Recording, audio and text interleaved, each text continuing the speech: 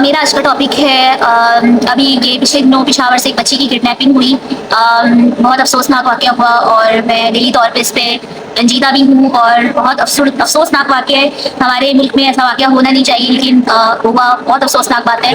ये हुआ पेशावर में, बहुत ही अफसोसनाक वाक़या हुआ। बच्ची को अगवा किया गया और उनको बच्चे के डाकुओं ने अगवा किया और फिर वहाँ से बच्ची को अगवा करके पेशावर से वो लोग लेके गए। पेशावर से फिर अगवा करके उस बच्ची को ले गए। फिर उसके घर वालों को कॉल करवाई गई, 15 लाख रुपए तावान मांगा गया और उसकी माँ को कॉल रिसीव हुई, सारी चीजें। 15 लाख का तावान मांगा गया। उसकी माँ 15 लाख रुपए तावान देने गई और 15 लाख का तावान देने गई। उसके बावजूद बच्ची को भी नहीं छोड़ा, ना माँ को छोड़ा, उल्टा उनके साथ जुल्म ज्यादती करके 8 दिन तक उनकी माँ के साथ जो है, मतलब 8 दिन तक जुल्म ज्यादती करके उल्टा उसकी माँ के साथ जो है 15 लाख रुपए भी मतलब रखनी है और वो जुल्म ज्यादती। और फिर माँ बेटी को 8 या 6 लाख के अंदर अंदर बेच दिया। तो ये इतना अफसोसनाक, इंसानियत के ऊपर बहुत बड़ा सवाल है कि ये ऐसा वाकया क्यों पेश आया। फिर वहाँ पे पेशावर में सुना कि पठानों का सारा कबाइल जमा हो गए और बलोचिस्तान सारे लोग, उन्होंने कहा कि हम बच्चे के डाकुओं को बताएंगे, ये वो सारी चीजें ना खत्म कर देंगे, हम उनके ऊपर हावी हो जाएंगे, 2 दिन में फतह कर लेंगे। फिर वो लोग पहुंचे वहाँ पर, वहाँ पे पहुंचे 3,000 कबाइल लोग पहुंचे बच्चियों को छुड़वाने, बच्ची माँ को छुड़वाने। फिर जाके सिंध पुलिस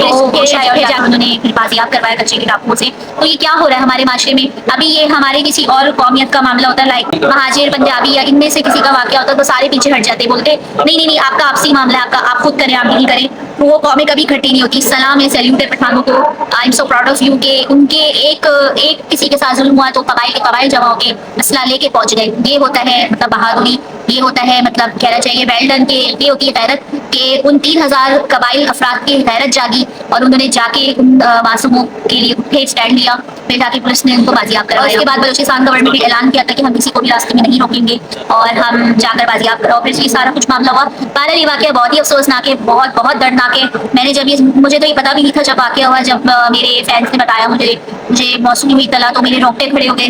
मैं उस वक्त घर से बाहर थी, मेरे रोंगटे खड़े हो गए ये सुनकर के यार ऐसा भी होता है। मतलब बड़ा अफसोस हुआ मुझे सुन के ना कि मेरे पास अल्फाज नहीं है, मैं क्या कहूँ इस बारे में।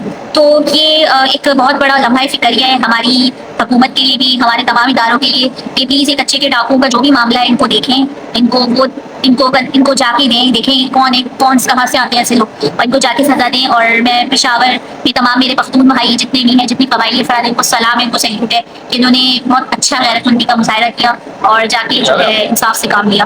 तो प्लीज ऐसी आप लोग एक दूसरे की हिफाजत करें। कोई भी कौम हो, महाजिर हो, सिंधी हो, बलूची हो, उर्दू स्पीकिंग हो, कोई भी कौम हो, तो प्लीज आपस में एक दूसरे का की हिफाजत करें। आपकी माएँ बहनें सबकी सांझी होती हैं, मर्दों की भी इज्जत की आजकल खतरे में। प्लीज माएँ बहनें हजरात जो भी, प्लीज आपस में एक दूसरे का ख्याल रखें, एक दूसरे की इज्जत की हिफाजत करें। और मैं इन तमाम इदारों को बोलूंगी, वज़ीर आज़म शहबाज शरीफ को भी मैं रिक्वेस्ट करूंगी, CM मरियम नवाज साहिबा को भी मैं रिक्वेस्ट करूंगी, जो भी इसके कच्चे डाकुओं के जो भी मुजरिम है, प्लीज इनको पकड़ के जल्द अज जल्द कार्रवाई करके इनको सजा दी जाए और उनको इंसाफ दिलाया जाए। अल्लाह पाक सबकी हिफाजत करें। इसी के साथ ही मैं आज का टॉपिक यहाँ एंड करके स्टॉप इंजीनियर साइनिंग ऑफ। अल्लाह हाफिज़।